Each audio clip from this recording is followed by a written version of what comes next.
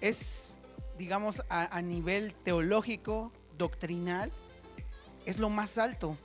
Y a mí en lo personal me encanta mucho la carta a los romanos, porque si por ahí dicen, ¿no? Le hicieron una pregunta a alguien por allí y le decían, si solamente pudieras escoger un libro de la Biblia y que es el único libro que ibas a tener y que podías leerlo todos los días, ¿verdad?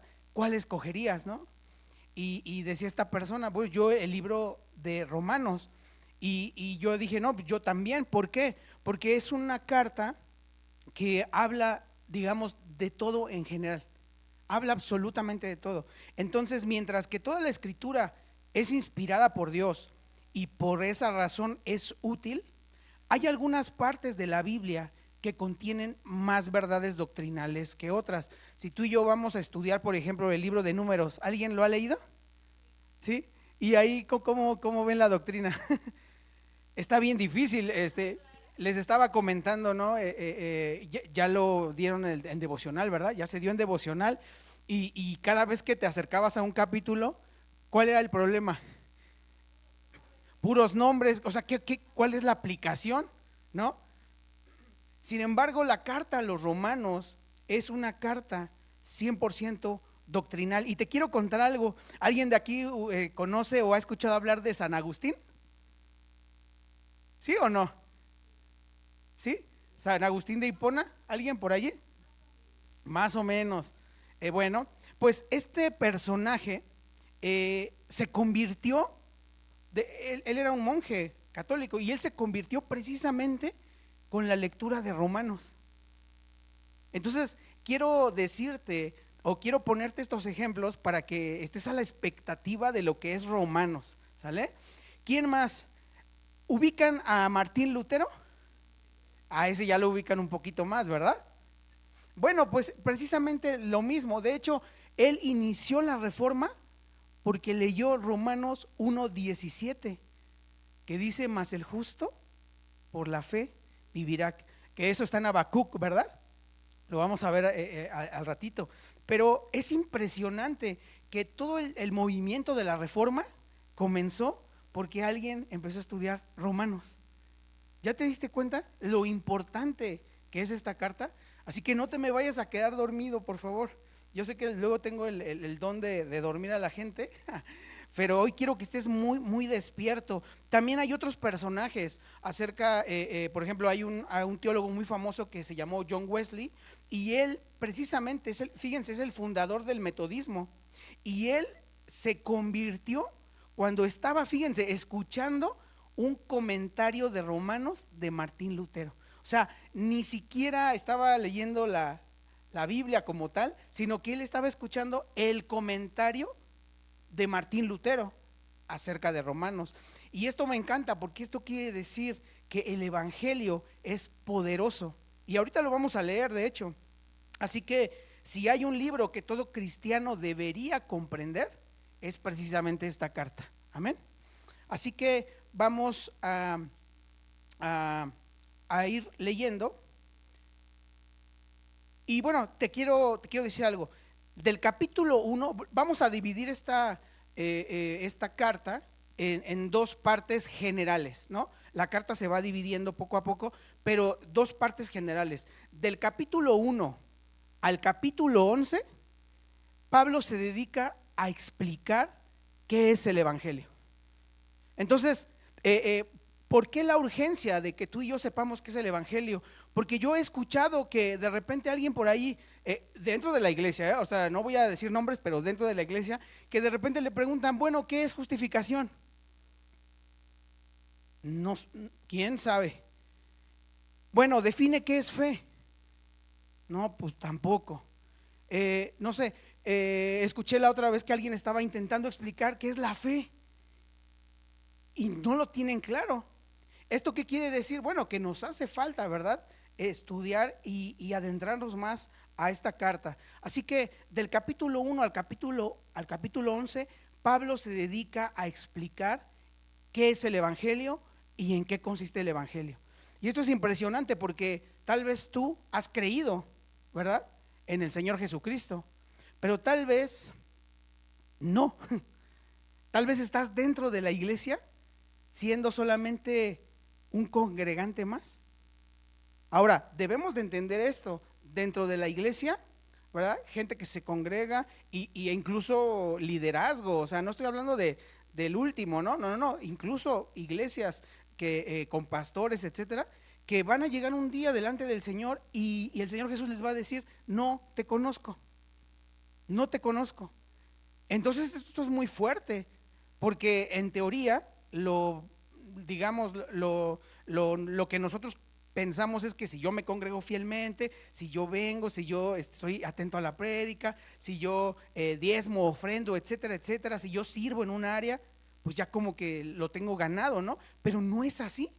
Entonces es importante que Pablo dedica 11 capítulos para explicar esto y después, a partir del capítulo 12 al 16, Pablo explica cómo debe responder el hombre que ha creído en este evangelio. ¿Ok? Entonces, vamos a ir a Romanos, fíjense, vamos a leer Romanos 12:1 para que entendamos lo que les estoy comentando. ¿Qué dice Romanos 12:1? ¿Cómo comienza?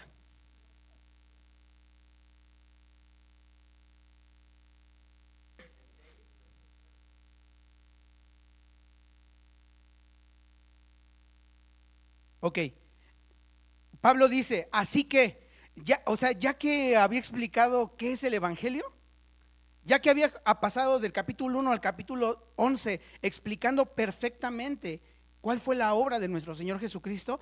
Fíjense, la mayoría de nosotros a veces encasillamos la obra de nuestro Señor Jesucristo solamente en la cruz, pero la resurrección es importantísima en esto. Dice la palabra de Dios que si Él no hubiera resucitado, ¿qué dice? Vana sería nuestra fe. O sea, da por entendido que murió, pero imagínate si no hubiera resucitado.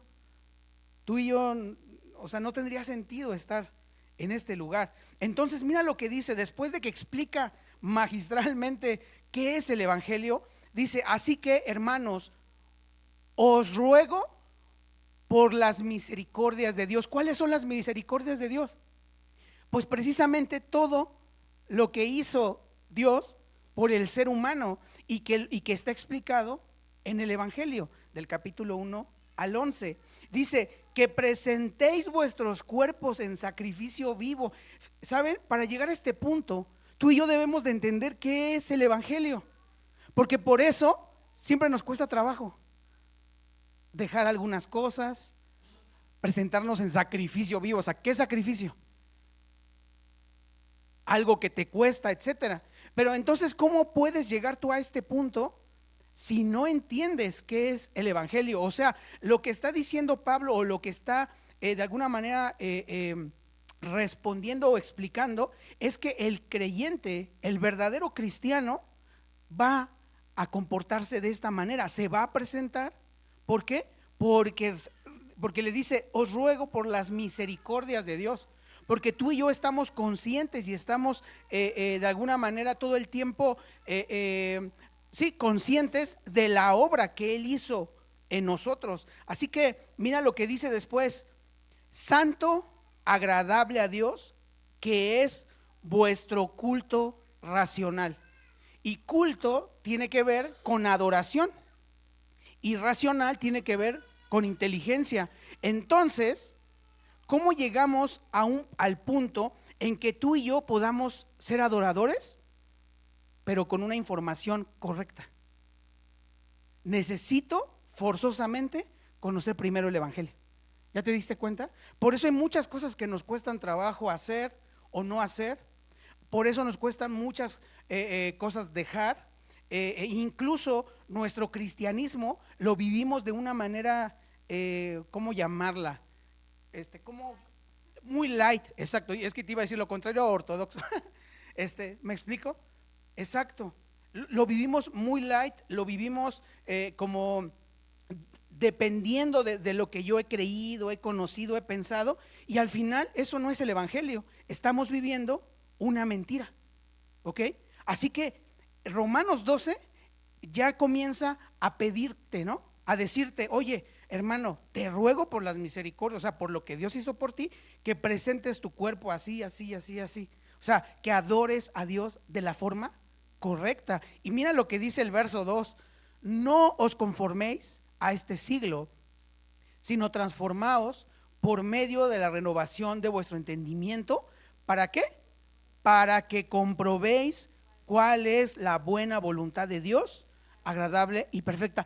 Hasta que entendamos qué es el Evangelio, tú y yo vamos a poder abrazar la voluntad de Dios.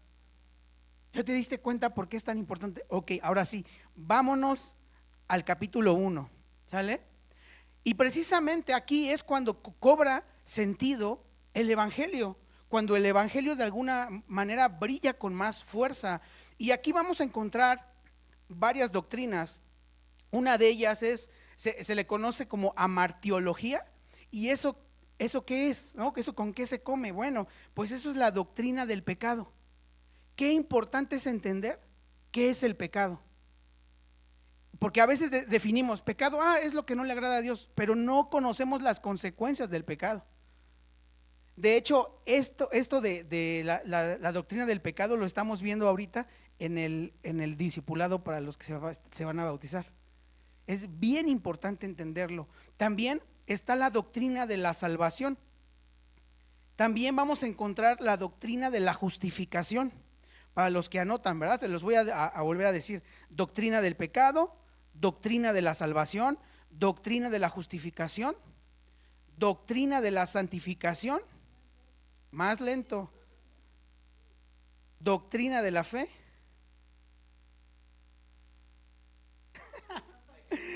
Bueno, está bien. Bueno, ya comprobamos que somos pecadores, ¿verdad? Porque sí, porque nos equivocamos. Sí, la primera, número 1. Bueno, ok, les voy a dar los nombres teológicos y después la definición. Amartiología, con H, con H. No es de amarte, ¿eh? No es de amartiología. Acento en la última I, ¿no? Amartiología, ¿ok? Esa es la doctrina del pecado, ¿ok? Siguiente, soteriología. Doctrina, soteriología, doctrina de la salvación.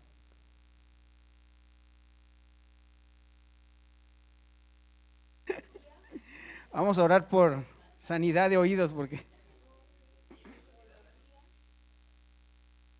ya me los caché que casi no escriben, ¿eh? Vamos a seguir transcribiendo. Ok, soteriología, doctrina de la salvación. Ok, ¿hasta ahí vamos bien? ¿Sí? Ok, siguiente, doctrina de la justificación. Aquí vamos a aprender qué es justificación. Siguiente, doctrina de la santificación.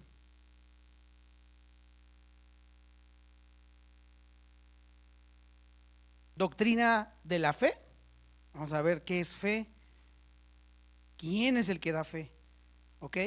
Y bueno, entre otras muchas vamos a ir viendo, ¿ok? Así que, ¿en qué consiste el Evangelio? ¿Qué concepto tienes de ti mismo? Y la tercera pregunta es: ¿qué concepto tiene Dios del ser humano? Y vamos a comenzar a leer Romanos, ¿ok? Esta sería la introducción.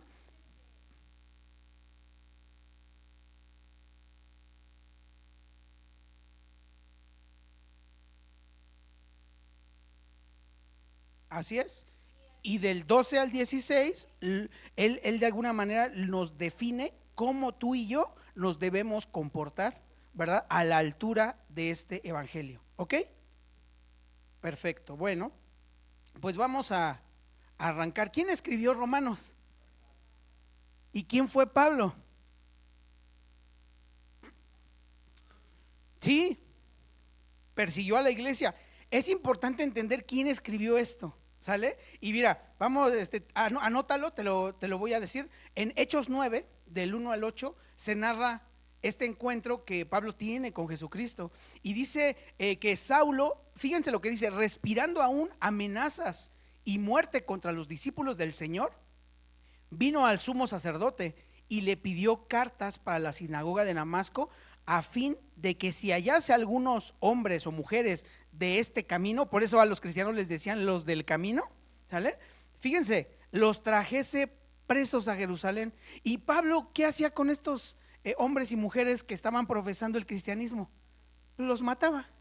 Este es el contexto de este Pablo. Bueno, aquí Saulo, ¿verdad? Ya después Dios le cambia el nombre, pero es importante que tú y yo entendamos quién había sido este hombre. Y por eso este hombre, cuando es llamado por el Señor, él de alguna manera aquilata y sabe exactamente lo que Jesús le está otorgando, ¿ok?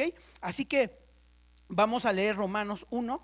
Dice: Pablo, siervo de Jesucristo. Y esta palabra siervo es una de las palabras que más han perdido el significado a través de los años. ¿Por qué? No sé si te ha pasado, ¿no? Que de repente dicen, no, es que ahí viene el siervo del Señor. Y es como algo, wow, ¿no? Algo muy, muy padre. No, es el siervo del Señor o la sierva del Señor, ¿verdad? Pero en realidad esta palabra siervo tiene que ver con ser un esclavo. Es doulos en el griego y es esclavo, ¿ok? Entonces, fíjate cómo se está presentando el hombre más letrado y probablemente de los más brillantes de su época. Fue el único que se pudo parar enfrente de filósofos, de los griegos, para compartirles el evangelio. Imagínense el nivel que él tenía. Probablemente él se hubiera presentado primero: bueno, yo soy teólogo, ¿no? Tengo un doctorado en divinidades, qué sé yo, hice una tesis de tal cosa, ¿no? O sea, no sé, empezar a presentar sus credenciales, pero lo primero que dice es: soy un esclavo, soy un siervo.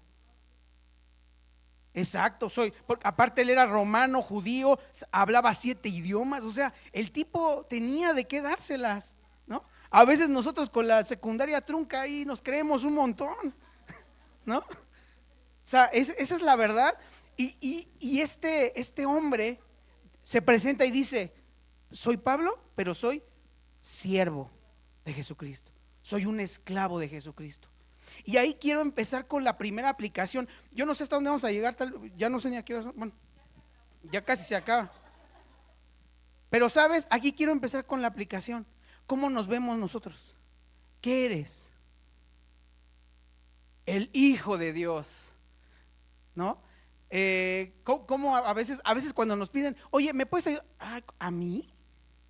¿Qué pasó? O sea, si yo toco el piano, o sea, ¿cómo voy a ir a barrer el patio? ¿No? Y así, ¿verdad?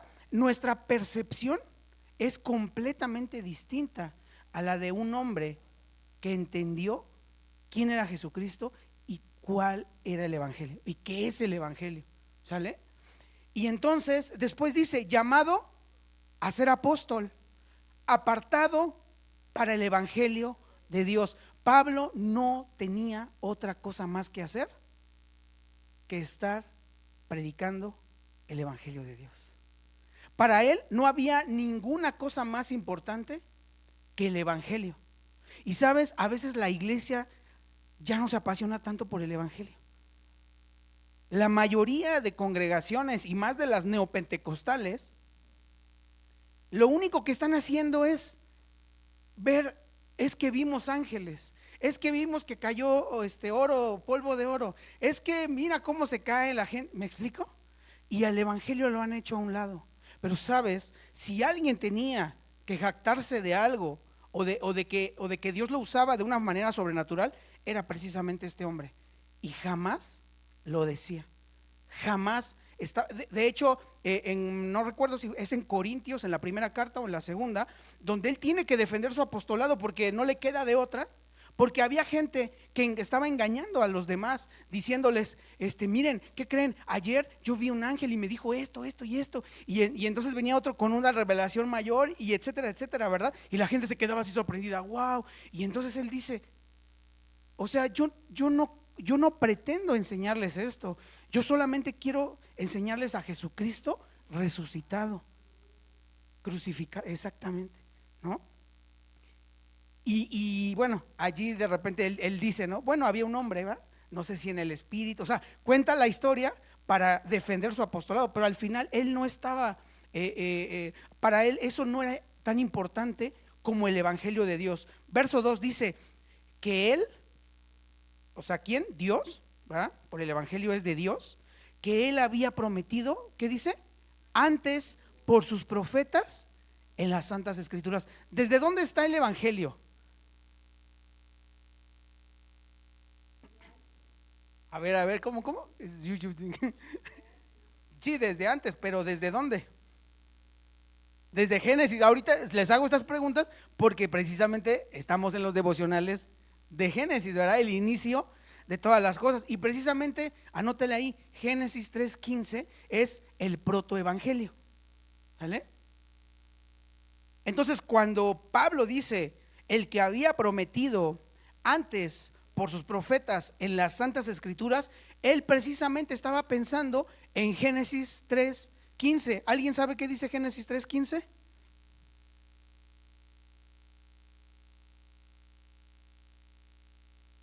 Dice, y pondré enemistad entre ti y la mujer, y entre tu simiente y la simiente suya. ¿Cuál es la simiente de la mujer? ¿Quién es la simiente de la mujer? ¿No?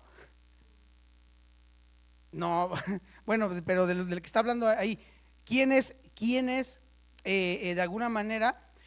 A ver, es Jesucristo. Ok, ya Luis David nos reveló, ya le entendió.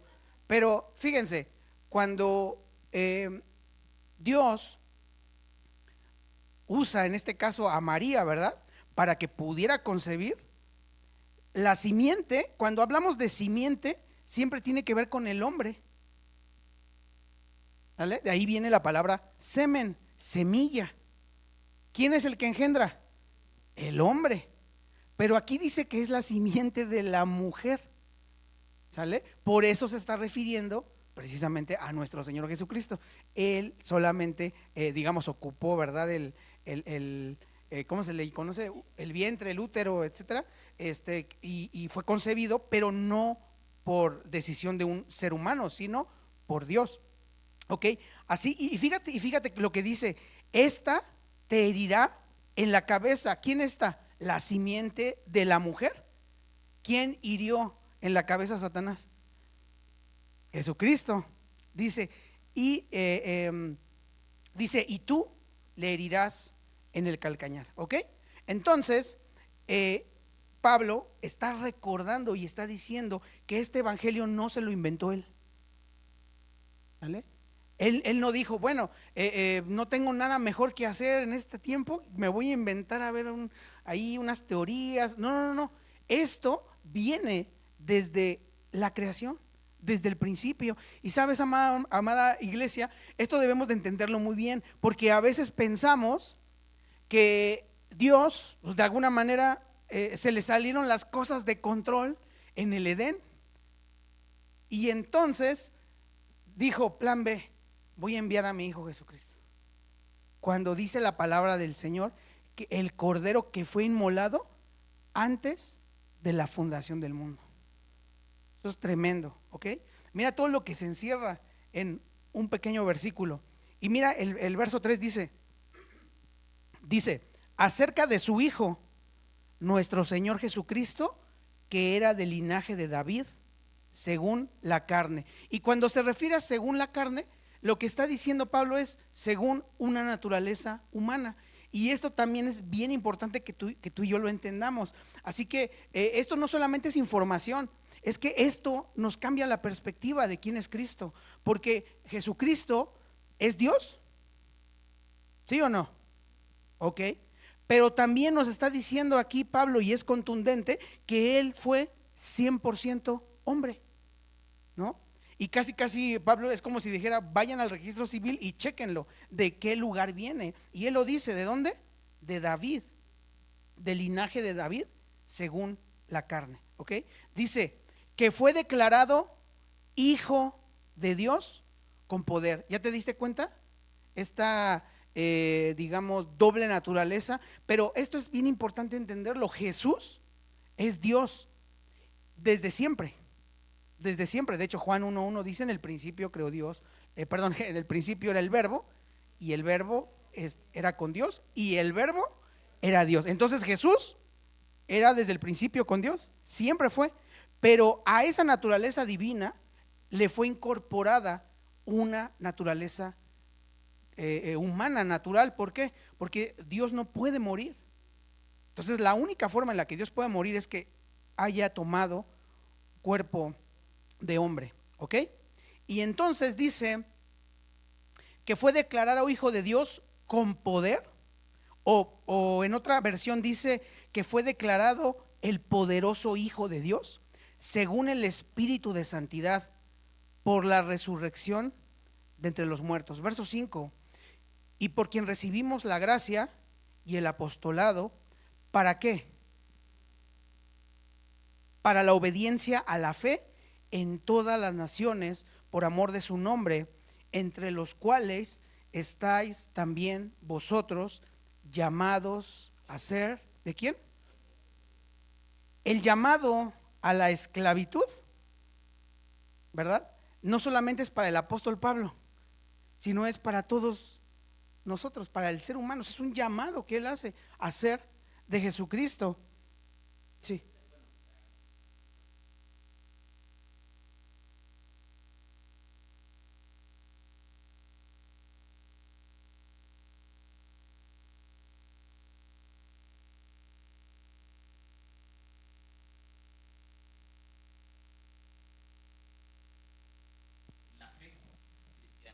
Porque de lo contrario, entonces nosotros como hijos de Dios ya no tendríamos libre albedrío, sino tendríamos que hacer la voluntad del Padre, porque esa tendría que ser nuestra vida, nuestra manera de vivir como tal. Ok, bueno, ahí nos vamos a meter en otro punto. Les voy a explicar, y sí voy a responder esa pregunta, y es bueno que hagan preguntas. Número uno, el libre albedrío, ¿en dónde está? Es que dijiste que en la escritura. ¿En dónde está el libre albedrío? Googleenlo. ¿En dónde está? Les voy a decir por qué. Porque el libre albedrío solamente existe hasta que el ser humano es nacido de nuevo. Los únicos que pudieron haber dicho yo tengo libre albedrío fue Adán y Eva. O sea, ¿qué es un libre albedrío? La capacidad de decidir. Y cuando estoy hablando de la capacidad de decidir, no me estoy refiriendo pues qué voy a comer hoy, ¿no? ¿Qué voy a estudiar? ¿En dónde voy a ir a trabajar? No, no, no, no. Esas cosas, me estoy refiriendo a la capacidad de poder decidir seguir a Dios, o de seguir a Jesús. ¿Ok? Entonces, el libre albedrío es algo que Dios te da cuando naces de nuevo. Por eso cuando ahora que dice la palabra de Dios, si alguno está en Cristo, nueva criatura es. O sea, tienes una nueva naturaleza. Y entonces, por eso de ahora en adelante, ya hay una guerra en tu interior cuando vas a pecar.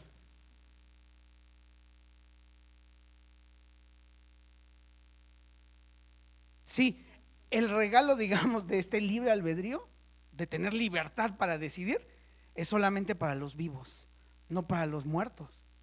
Entonces, un muerto, por más que yo le diga, y lo patee y le diga, no, pues no se va a mover. Si yo le pregunto cosas, oye, ¿quieres esto? No. ¿Por qué? Es que, de hecho, ahorita Pablo nos va a definir exactamente quiénes somos los seres humanos. Y esto es bien importante entenderlo. ¿Por qué? Porque imagínate, ¿no? Que el ser humano eh, tiene la capacidad, ¿verdad?, de elegir, tiene la capacidad de elegir a Dios, ¿ah? Pero acá en la Biblia dice, fíjate, que ninguno quiso buscar a Dios. ¿Me explico? Entonces, Adán y Eva tenían esa capacidad, sí, pero ¿por qué Dios pone a Adán y Eva en el huerto del Edén y les da solamente un mandamiento? ¿Se acuerdan cuál era el mandamiento? No comer del árbol de la ciencia, del bien y del mal. Eso era todo. Ahora, ¿Cuál es la razón por la que Dios hizo eso? Pues precisamente es para que tú y yo, no, sí, pero para que tú y yo nos diéramos cuenta que incluso en los ambientes, digamos, en el mejor ambiente, ¿verdad? Lo más resguardado, con ellos tenían ellos no tenían malicia, ellos estaban, digamos, perfectos todavía. Y aún así, ¿qué hicieron? Decidieron pecar. ¿Ya te diste cuenta? Allí, exacto.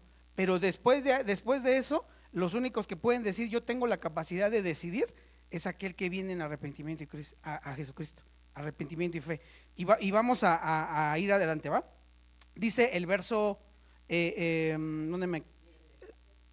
7, dice: a todos los que estáis en Roma, amados de Dios, llamados a ser ¿qué? Santos. Gracia y paz a vosotros de Dios nuestro Padre y del Señor Jesucristo. ¿Ya te diste cuenta que en un saludo, porque este es un saludo, todas las cosas que hemos estado aprendiendo, todo lo que Pablo está diciendo, esto es muy profundo? Y cuando habla de ser llamados a ser santos, está hablado de ser llamados a apartarnos para el propósito que Dios tiene para nosotros. ¿Sale? Ese es el llamado. No sé si te ha pasado que dices, ay, es que yo tengo 20 años en la iglesia y no sé cuál es mi llamado. ¿Sí te ha pasado? ¿O nomás a mí me ha pasado? Bueno, te diría, pues eres llamado a ser santo primero. Eres llamado a ser de Jesucristo. Y créeme, si tú atiendes ese llamado, pues el otro llamado que tal vez tú has querido o pensado, ministerial, etcétera, va a llegar. ¿Sale? Esa es como la consecuencia de primero aceptar el llamado que Dios nos está haciendo, ¿verdad? Hacer de Él solamente. ¿Ok? Seguimos adelante. Verso 8 dice: primeramente, doy gracias a mi Dios mediante Jesucristo con respecto a todos vosotros, de que vuestra fe se divulga por todo el mundo. Pablo no conocía esta iglesia. Pablo no formó esta iglesia, no levantó esta misión.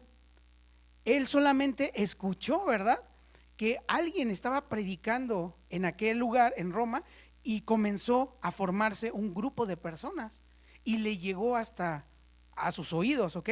Entonces dice, verso 9: porque testigo me es Dios, a quien sirvo en mi espíritu, en el evangelio de su Hijo, de que sin cesar hago mención de vosotros siempre en mis oraciones, rogando que de alguna manera tenga al fin, por la voluntad de Dios, un próspero viaje para ir a vosotros. ¿Ya te diste cuenta? Él pues pedía en oración: Señor, yo quiero ir a verlos, yo quiero ir a conocerlos, pero no se había podido.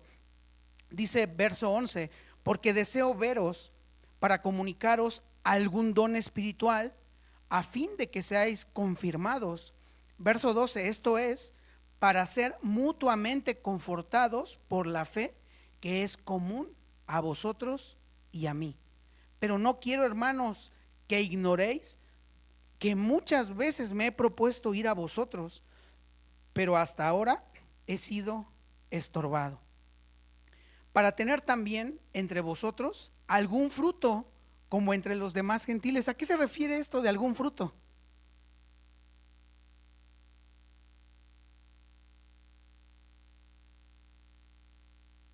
Exacto, no, hombre, Marilu, tienes la revelación. Exactamente, exactamente. Pablo está diciendo: yo quiero ir a verlos para ver si evangelizo a alguien más. ¿Ya se dieron cuenta? Para Pablo, en su mente solamente existía el evangelio, solamente eso. Y el 14 dice: como entre los demás gentiles. Dice el 14: a griegos y a no a griegos. ¿Aquí a qué se refiere? No se está refiriendo solamente a los de nacionalidad griega, sino está refiriéndose a cualquier gentil, ¿ok? A gentiles y no gentiles, a sabios y a no sabios, soy deudor. El evangelio es para todos. El evangelio no es solamente es un proceso cognitivo que pueden de alguna manera abrazar y aspirar a algunas mentes brillantes. No. Desde el sabio, ¿no? El top. De hecho, apenas salió una publicación, ¿verdad?, del hombre más inteligente con el IQ más alto del mundo, y decía algo así como de, pues es que Dios sí existe, ¿no? Bueno, a ese nivel, pero también para una persona que tal vez no tiene las mismas capacidades cognitivas que digamos que lo normal, ¿ok? ¿Por qué? Porque precisamente el Evangelio no solamente es algo que yo puedo pensar y razonar, sino es algo que cuando escucho, ¿verdad? Dios hace una obra, el Espíritu Santo obra, y yo escucho y produce fe en mi corazón. Amén. Y entonces dice Pablo que él es deudor. Así que, en cuanto a mí, pronto estoy a anunciaros el Evangelio. ¿Ya te diste cuenta? ¿En qué estaba pensando Pablo? En el Evangelio. Él no estaba diciendo, ay, les voy a hablar de amor, voy a llevar una prédica temática, ¿no? Por eso es bien importante la predicación expositiva, verso a verso.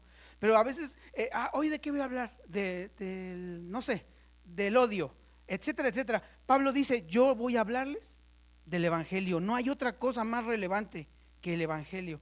Y dice, así que en cuanto a mí, pronto estoy a anunciaros el Evangelio también a vosotros que estáis en Roma, porque no me avergüenzo del Evangelio, porque es poder de Dios para salvación a todo aquel que cree, al judío primeramente y también al griego.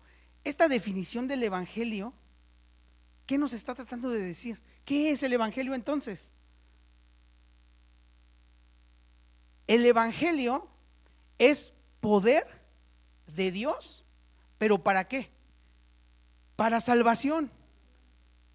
Yo he escuchado gente que de repente menciona esto y adopta esto y dice, es que el Evangelio es poder de Dios, ¿no? Y gritan y bueno, cada quien tiene su estilo, ¿verdad?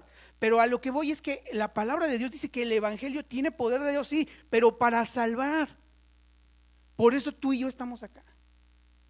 Porque es poderoso el Evangelio. Por ahí si dices, no, es que el Evangelio no tiene mucho poder. No, no, no, el Evangelio tiene poder. Imagínate que tú y yo, como somos o como éramos, estamos acá. ¿Sí es poderoso, Lalo? ¿Qué poder? ¿Es poderoso, Luis David? Es poderoso, ¿no? Y Pablo entendía perfectamente que este era un poder dinámico, era algo que estaba vivo. La palabra de Dios por eso es eficaz, está viva. Amén. Y dice, así que en cuanto a mí pronto estaré, y lo saber, verso 16, porque no me avergüenzo del Evangelio, porque es poder de Dios para salvación a todo aquel que cree. Esta es la condición. Y esto es bien importante que tú y yo también lo entendamos, porque a veces decimos, no, ya hizo la oración de fe. Ahí no dice que hagas una oración, no es un protocolo, no es repite como loro, ¿no? Como perico. A ver, di, Señor, perdón. No, no, no es eso. Es creer. Y si la persona creyó y hace esa oración, bueno, obviamente, ¿verdad? Recibirá el regalo de la salvación. Pero hay gente o hay métodos que se usan dentro de la iglesia evangélica que dicen, bueno, mira, vamos a ir a la Alameda y vamos a agarrar a uno, dos, tres, ok, y van haciendo sus cuentas. ¿Y sabes qué dice cuando acaba? Hoy 1000 almas para Cristo, ¿no? Si fuera así, pues ya ¿cuántos somos? 9 billones, ¿va? De personas, ya todos serían, ¿no? O la mayoría por lo menos. Pero es que aquí dice que es para el que cree. El Evangelio es poder de Dios para salvación a todo aquel que cree. Al judío primeramente y también al griego. Verso 17 dice, porque en el Evangelio la justicia de Dios se revela por fe y para fe. ¿Qué es la justicia de Dios? No, no, no. La justicia. ¿Qué es la justicia de Dios? No mi concepto de justicia. ¿Qué es la justicia de Dios? Porque aquí lo que Pablo está diciendo que en el Evangelio se revela la justicia de Dios.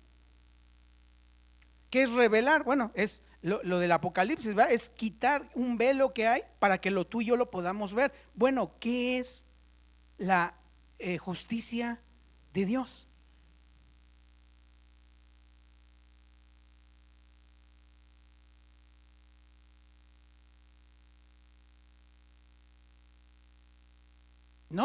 ¿Nadie?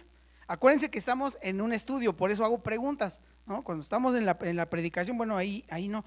Pero fíjense, esto es bien importante, porque la justicia de Dios es lo que Él demanda, es lo que Él exige para que alguien pueda estar en su presencia. Y este entendimiento de la justicia de Dios nos tiene que llevar a, número uno, fíjense, yo luego digo, o sea, es la oración, ¿verdad? Todo el mundo sabemos que cuando, no necesitas cerrar los ojos, ¿no? Pero lo hacemos para concentrarnos. Pero cuando tú dices, Padre, en el nombre de Jesús me acerco hasta el trono de tu gracia, se nos ha trivializado tanto. Porque no entendemos que la justicia de Dios es un estándar que Él pide y que además el nivel es el de Él, ¿no? Es la justicia de Dios y es lo que Él exige para que alguien pueda tener una conversación con Él. ¿Ya te diste cuenta por qué el evangelio es tan importante? Y a veces por eso menospreciamos la oración, menospreciamos la palabra, menospreciamos cualquier actividad que tenga que ver para adorarle a Él o que implique pues esforzarnos, ¿verdad? ¿No? Que nuestra carne se tenga que sujetar o someter, como el ayuno, etcétera, etcétera. Y siempre estamos como renuentes. Bueno, es que si la justicia, imagínense, si la justicia de Dios se está revelando por medio del evangelio, quiere decir que hay una buena noticia, pero que hay una mala noticia. O sea, ¿a qué voy con esto? Tú no puedes recibir buenas noticias si primero no escuchaste la mala noticia, ¿ok? Y precisamente, ya no lo dije, ¿verdad? Pero el estudio de hoy lo titulé Malas Noticias, ¿no? Y dice el verso, ¿en dónde me quedé, perdón? En el 17, porque en el evangelio la justicia de Dios se revela por fe y para fe. Entonces, ¿qué es la justicia de Dios? Es el estándar que Él pide. Ahora te pregunto, ¿tú y yo podemos llegar a ese estándar?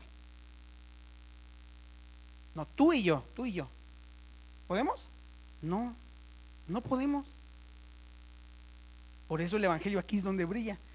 ¿Cuál es el evangelio? Que Dios envió a su Hijo, ¿verdad? Para que la justicia o el estándar que Él estaba exigiendo, ¿verdad? ¿Qué hace Jesús con nosotros?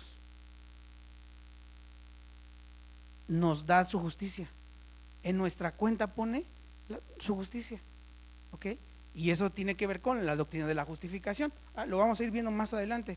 Pero ya te diste cuenta qué importante es entender esto. Dice, como está escrito, mas el justo por la fe vivirá. Porque la ira de Dios se revela desde el cielo contra toda impiedad e injusticia de los hombres que detienen con injusticia la verdad. Porque lo que de Dios se conoce les es manifiesto, pues Dios se los manifestó. ¿Qué está tratando de decirnos Pablo a partir de estos del 18? Está tratando de decir, ¿verdad? Y tratando de comunicarnos que tú y yo conocemos a Dios de alguna manera, que el ser humano conoce a Dios de alguna manera, ¿ok? Y comienza a poner las bases de lo que viene más adelante. Mira lo que dice, porque lo que de Dios, verso 19, porque lo que de Dios se conoce les es manifiesto, pues Dios se lo manifestó. Entonces, cuando hay personas que dicen, no, es que Dios no existe. A ver, quiero verlo. ¿Sí te ha tocado? Esto es bien importante. Cuando compartas el evangelio y alguien te diga, le vas a leer Romanos, ¿sale? Bueno, apréndelo de memoria para que sepas cómo responderle a estas personas. Pero es en serio, o sea, a ver, ¿cómo que no es? A ver, ¿cómo que Dios no existe? Y entonces, el sol. Y entonces, la traslación. Y entonces, o sea, ¿me vas a decir que esto es obra de solo una explosión al azar? Es que ese pensamiento no es lógico. Y aquí Pablo dice que más bien lo que pasa es que el ser humano ha decidido no creer. Por eso es culpable. Y mira lo que dice adelante. Porque las cosas invisibles de Él, o sea, ¿de quién? De Dios, ¿qué? Su eterno poder y deidad, se hacen claramente visibles desde la creación del mundo, siendo entendidas por medio de las cosas hechas. ¿Ya te diste cuenta? De modo que no tienen excusa. Si tú dejas tu computadora en tu cuarto y dejas allá a tu gato, no sé quién tiene gatos, y te vas, y el gato empieza a treparse, ¿no? Y sus patitas las empieza a poner en las teclas.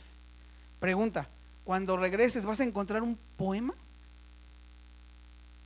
¿Vas a encontrar una tesis? ¿Qué vas a encontrar? Bueno, pues entonces quiere decir que todo lo que vemos, que es perfecto, ¿verdad? Que la creación, incluso nuestros cuerpos, por dentro nosotros somos una obra maestra, es perfecto. Eso no puede ser solamente, ni por la evolución. De hecho, este es el contraste de la evolución, porque la evolución dice que estabas hasta el suelo, ¿verdad? Y que poquito a poquito, conforme va pasando el tiempo, pues ya te ibas así como poniendo más derecho y ya ibas cambiando. No, pero aquí dice que fue al revés, estaban bien y se hicieron hasta los animales. Y ahorita lo vamos a ver, Pablo los compara a las bestias. ¿Ya te diste cuenta? Entonces mira, dice el verso 20: porque las cosas invisibles de él, su eterno poder y deidad, se hacen claramente visibles desde la creación del mundo, siendo entendidas por medio de las cosas hechas. ¿Qué hizo en la creación del mundo? ¿Se acuerdan? Apenas en Génesis lo vimos. ¿Qué hizo? ¿Ya se les olvidó? ¿Qué? Al hombre y al hombre y la mujer, el día y la noche. ¿Sí se acuerdan? ¿Sí estuvieron en el maratón o no? Ordenó el mundo, separó el mar de la tierra. ¿Sí me explico? O sea, está hablando de todas estas cosas que hizo. Bueno, pues allí están claramente visibles. Y mira lo que es contundente. Dice: de modo que no tienen excusa. ¿Esto qué quiere decir? Que cuando venga el gran juicio de Dios, no va a haber absolutamente ningún ser humano que le pueda decir: ay, es que yo no te conocí, es que yo no sabía. ¿Ya te diste cuenta? Esto es el evangelio. Aquí todavía no, Pablo no dice Cristo te ama, ¿no? Y no trae un letrero. ¿Me explico? Qué importante cuando tú y yo prediquemos el evangelio, primero le digas las malas noticias, porque es como cuando yo ponía el ejemplo, ¿no? De la persona que tiene cáncer. Vamos a suponer, ¿verdad? Luis David, tú tienes cáncer y lo sabes, ¿vale? Y a ver, mi hermanito Andresito tiene cáncer, pero resulta que él no lo sabe. Y entonces yo vengo y le digo: Luis David, fíjate que he estado investigando y tengo ahí unas inyecciones, pues, para curar el cáncer. Si él está en fase terminal, aunque yo no haya hecho pruebas, ¿él qué va a decir? ¿Qué me vas a decir? Pónmelas. Pues de todas formas ve cómo estoy, ¿no? Porque él está consciente de su enfermedad. Pero si yo llego con mi hermano Andrés y le digo: hermano Andrés, ¿qué cree? Tengo la cura para el cáncer gratis y se la voy a poner ahorita. ¿Él qué me va a decir? Estás loco, no sé ni qué me vas a poner. ¿Ya te fijaste cómo cambia la perspectiva? Sus respuestas van a cambiar dependiendo de que conozcan la verdad. ¿Ya te diste cuenta? Amén. Fíjate, el verso 21 dice: pues conociendo a Dios. ¿Cómo conocieron a Dios? A través de su creación, ¿ok? Dice: pues habiendo conocido a Dios, no le glorificaron como a Dios. O sea, el ser humano conoció a Dios, ¿no? Y decidió no creer, hacerlo a un lado, ¿ok? Dice: ni le dieron gracias, sino que se envanecieron en sus razonamientos y su necio corazón fue entenebrecido. Esas son las malas noticias. Seguimos, 23. Y cambiaron la gloria de Dios incorruptible en semejanza de imagen de hombre corruptible, de aves, de cuadrúpedos y de reptiles, por lo cual también Dios los entregó a la inmundicia en las concupiscencias de sus corazones. ¿Quién fue el que los entregó? Dios. Y esto es el Evangelio. ¿Ya te diste cuenta? A veces tenemos distorsionado el Evangelio. El Evangelio tiene que ser presentado así, primero. Primero las malas noticias, primero, ¿sabes qué? Tienes un cáncer que se llama pecado. Tienes un cáncer que te va a matar. La paga del pecado es muerte. Sigue adelante. Por lo cual también Dios los entregó a la inmundicia de sus concupiscencias, de sus corazones, de modo que deshonraron entre sí sus propios cuerpos. ¿Te hace esto como algo actual? ¿Te recuerda algo? ¿O esto nada más es de antes? ¿No? Fíjate cómo deshonraron sus cuerpos. Dice, ya que cambiaron la verdad de Dios por la mentira, honrando y dando culto a las criaturas antes que al Creador, el cual es bendito por los siglos. Amén. Por esto Dios los entregó a pasiones vergonzosas, pues aún sus mujeres cambiaron el uso natural por el que es contra naturaleza. Es lo que estamos viviendo, ¿verdad? ¿Por qué? Porque no se ha levantado la iglesia a predicar el Evangelio de Cristo. Es eso. Pensamos que como les decía, ¿no? Y no quiero ofender a nadie, pero el Evangelio es esto. No son oraciones.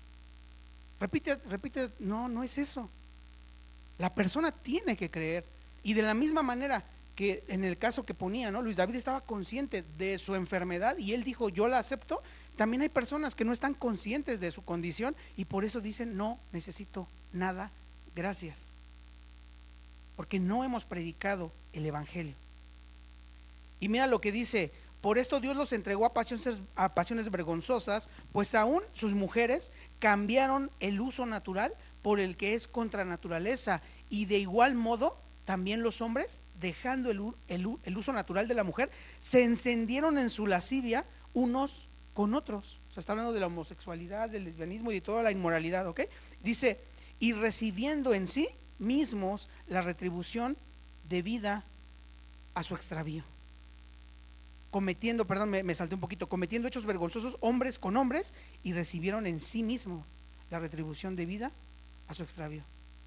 Y como ellos no aprobaron tener en cuenta a Dios, Dios los entregó a una mente reprobada para hacer cosas que no convienen. Una vez más, ¿quién es el que los metió en esa condición? Dios. Por eso la salvación es de Él. Entonces, cuando tú quieras que alguien venga a arrepentimiento y fe a Cristo, primero ora y dile, Señor, ten misericordia y dale salvación. La salvación no es de nadie más que de Él. Amén. Dice verso 29, estando atestados de toda injusticia, fornicación, perversidad, avaricia, maldad, llenos de envidia, homicidios, contiendas, engaños y malignidades. ¿Qué más? Murmuradores, detractores, aborrecedores de Dios, injuriosos, soberbios, altivos, inventores de males, desobedientes a los padres, necios, desleales, sin afecto natural, implacables, sin misericordia. En esta lista, ¿estás por ahí? Todos estamos ahí. Y esto es bien importante. Aquí empieza la doctrina del pecado. Porque la capacidad del pecado no radica, o digamos el nivel de pecador que eres, no radica en lo que has hecho. O sea, porque, por ejemplo, hay personas que pueden decir, bueno, o sea, yo no necesito el Evangelio, yo no necesito a Cristo, porque yo todas las cosas las he hecho correctas. ¿Y qué crees? Puede ser que sí sea cierto. Tal vez paga su renta, paga su luz, no transgrede las leyes de tránsito, le da al pobre, no sé, hace obras altruistas. Pero bueno, ahí también estaba por allí Nicodemo. ¿Se acuerdan de Nicodemo? ¿Quién era Nicodemo? Uno de los principales, ¿verdad? ¿Sí? ¿Se acuerdan o no? Sacerdote, sí, exactamente. ¿Era una persona intachable? Por supuesto. ¿Y qué le dijo Jesús? No, hombre, vas muy bien. ¿Qué le dijo? Te es necesario nacer de nuevo. Le pregunta genuinamente, ¿cómo puedo ver el reino de Dios? Necesitas nacer de nuevo. Probablemente era el hombre más intachable de su época, pero de la misma manera va con una samaritana que, digamos, no tenía muy buena reputación, y le dijo exactamente lo mismo. ¿Ya te diste cuenta? Entonces no tiene nada que ver con lo que has hecho o con lo que no has hecho. Tiene que ver con los estragos que hace el pecado desde la caída de Adán y Eva. Amén. Así que hasta allí nos vamos a quedar, hasta la lista esta que parece interminable. Dice el último versículo: quienes habiendo entendido el juicio de Dios, que los que practican tales cosas son ¿qué? Este es el evangelio otra vez. ¿Ya te diste? Sí, está cambiando la perspectiva de lo que tú considerabas como evangelio y de cómo presentas el evangelio allá afuera. Y Pablo no quiere hacer esto porque diga, es que quiero ofender a las personas. No, digo, al final, pues la verdad siempre va a ofender. Pero decía por ahí un pastor, bueno, ustedes han ofendido a Dios más tiempo, ¿no? Pero aún así, siempre nos da una salida, una esperanza. Y obviamente esto viene en el capítulo 2, no vamos a adentrarnos en eso, pero es bien importante que entendamos que los que practican tales cosas son dignos de muerte. No solo las hacen, sino que también se complacen en los que las practican. Amén. Así que ponte de pie, amada iglesia.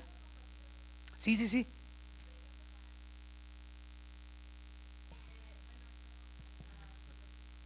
Era que siempre era como la oración de fe, ¿no? Uh-huh. Entonces, algo que sí me sacaba un poco era, por ejemplo, lo que estamos viendo ahorita con la chica que acompaña allá, ¿no? Ok. Entonces, ¿No habían leído Romanos ninguna de las dos? no, sí, pero a lo mejor no la había entendido, así como es uno instruido, pues tú te quedas con eso que te están diciendo, ¿no? Sí, claro. Entonces, yo puedo verla a ella, su entrega, ¿no? Y para mí me sacaba como que eso era un circuito para mí, como que yo decía, no, pues es que tenemos que, o sea, como que para mí era necesario, ¿no? Que ella hiciera como la oración, como tú decías, ¿no? Entonces, ahora que lo explicas, ya me queda más claro cómo es y cómo obra Dios. O sea, ella creyó, está creyendo, ¿no?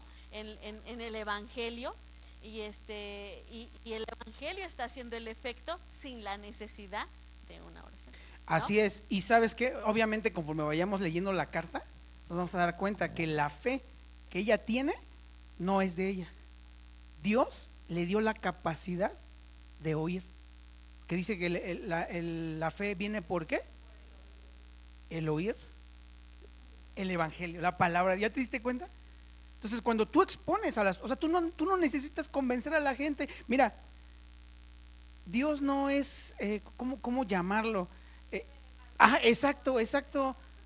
No, tú no tienes que defender la Biblia, tú no tienes que regatear, porque cuando tú vienes con una persona y le dices, oye, mira, así, ay, es que tengo que dejar las fiestas.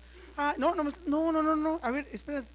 Nosotros, de alguna manera, lo voy a decir así, somos imperialistas en el mejor de los casos. Esto es, nosotros venimos predicando al Rey. Nosotros venimos predicando el juicio de Dios y nosotros venimos diciendo que incluso allí hay salida, porque Dios nos da la salida. Si ella creyó, no hizo. A ver, pregunto, el pecador, ¿verdad? Uno de los malhechores en la cruz, ¿hizo la oración de fe? ¿Se bautizó? Menos. ¿Y qué le dijo Jesús? Te juro, así le dijo. Cuando Dios dice, de cierto te digo, le está diciendo, te lo juro que hoy estarás conmigo en el paraíso. Amén. Por eso el justo por la fe vivirá, no por una oración. La puede hacer, claro, si es genuina. Señor, me arrepiento. Estoy seguro que ya la hizo en sus adentros. Estoy seguro que ya le pidió perdón al Señor. ¿Me explico? Amén. Exactamente, una genuina convicción de pecado. Amén.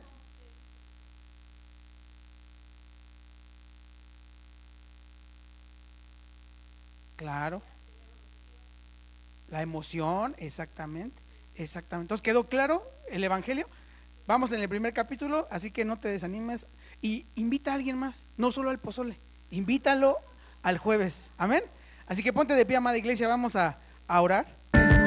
Padre bueno, gracias te damos por tu palabra. En verdad tu palabra es como una espada que nos penetra hasta lo más profundo de nuestro ser y nos confronta. Pero Señor, hoy entendemos que esa palabra, aunque corte, no es para matarnos, sino es como una cirugía, cuando tú nos sacas, Señor, todo lo que está dentro que no te agrada, Señor. Así que gracias por hacer estas cirugías, Señor, a corazón abierto en la vida de tu iglesia. Yo te ruego, Dios, que hoy nos vayamos entendidos de cuál es el verdadero evangelio. Solamente hay uno. Y para que el evangelio brille, para que estas buenas nuevas brillen, Señor, necesitamos conocer la perspectiva que tú tienes del ser humano.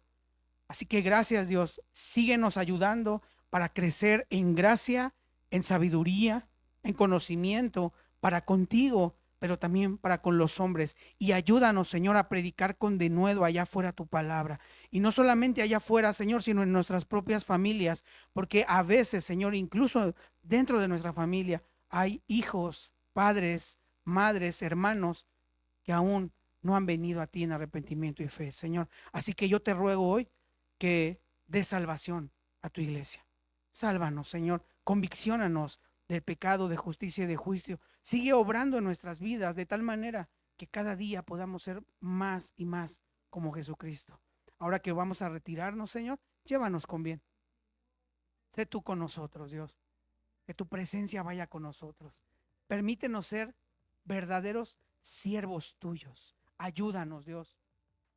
Tu palabra nos enseña que si no somos esclavos tuyos, Señor, seremos esclavos del pecado.